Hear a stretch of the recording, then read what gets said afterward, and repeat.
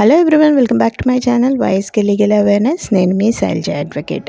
ఇవాళ టాపిక్ ఏంటంటే డైవర్స్ కేసెస్లో మెయింటెనెన్స్, అలిమనీ, ఇంటరిమ్ మెయింటెనెన్స్ ఇలాంటివన్నీ ఎలా కోర్టు డిసైడ్ చేస్తుంది అది తెలుసుకుందామండి. అయితే అలిమనీ అమౌంట్ కానీ, ఇంటరిమ్ మెయింటెనెన్స్ కానీ ఎలా డిసైడ్ చేస్తుందంటే, ఇక్కడ మీరు చూస్తున్న క్లిప్లో అలిమనీ ఎలా డివైడ్ అవుతుంది, ఏ బేసిస్ మీద అలిమనీ క్యాలిక్యులేట్ చేస్తారు అన్నది మీకు తెలుసుకోండి.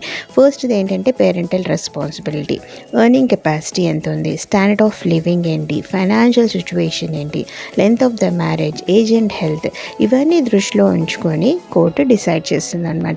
ఎదుటి వాళ్ళు వేసినంత అమౌంట్ ఇవ్వాల్సిన అవసరం లేదు. కోర్టు ఇవన్నీ దృష్టిలో ఉంచుకొని మెయింటెనెన్స్ ఎంత గ్రాంట్ చేయాలి, ఇంటరిమ్ మెయింటెనెన్స్ అడిగితే అది ఎంత గ్రాంట్ చేయాలి, అలిమనీ ఎంత ఇవ్వాలి అన్నది కోర్టు డిసైడ్ చేస్తుంది అనమాట. అయితే నేను ఇక్కడ మెయింటెనెన్స్ అన్నది కేసులో 3 కేటగిరీస్గా డివైడ్ చేశానండి. యాక్చువల్గా మీరు కోర్టులో చెప్పుకోవచ్చు ఈ 3 కేటగిరీస్ ఏంటి, నేను ఎలా డివైడ్ చేశానంటే, ఫస్ట్ కేటగిరీ ఏంటంటే నేను కొంచెమే పే చేస్తానండి, మీరు చెప్పినంత పే చేయలేను అని.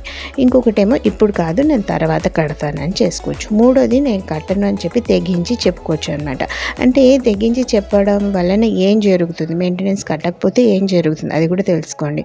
ఒక 1 year పాటు మీరు మెయింటెనెన్స్ కట్టలేదనుకోండి, 1 month ఇంప్రిజన్మెంట్ పడుతుంది అనమాట.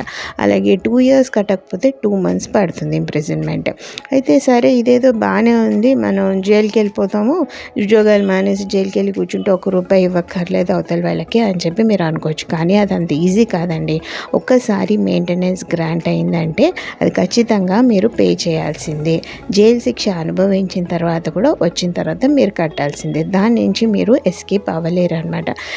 ఖచ్చితంగా మెయింటెనెన్స్ అనేది గ్రాంట్ అయినప్పుడు కట్టవలసిందే, ఎస్కేప్ అవ్వడానికి ఛాన్స్ లేదా. మీరు ఇది దృష్టిలో పెట్టుకోండి. అండ్ మెయింటెనెన్స్ రిజెక్ట్ కూడా అవుతుంది. మెయింటెనెన్స్ కేసెస్ ఎప్పుడు అంటే వాయిడ్ మ్యారేజెస్, అడల్టరీ, ఈ 2 రీజన్స్ వల్ల మెయింటెనెన్స్ కేసెస్ కూడా రిజెక్ట్ అయినవి ఉన్నాయండి.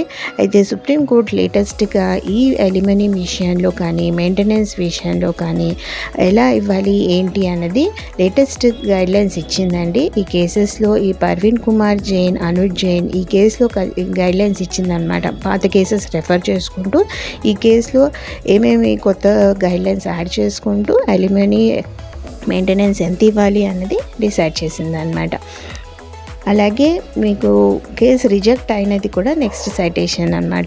ఈ కేసులో ఏంటంటే సుఖ్దేవ్ వర్సెస్ సుఖ్బీర్ కౌర్, ఇది కూడా 2025 లేటెస్ట్ జడ్జ్మెంట్. ఈ కేసులో ఏంటంటే వాయిడ్ మ్యారేజ్ అని చెప్పి వాళ్ళు ప్రూవ్ చేసి మెయింటెనెన్స్ కేసు కొట్టేయడం జరిగిందనమాట.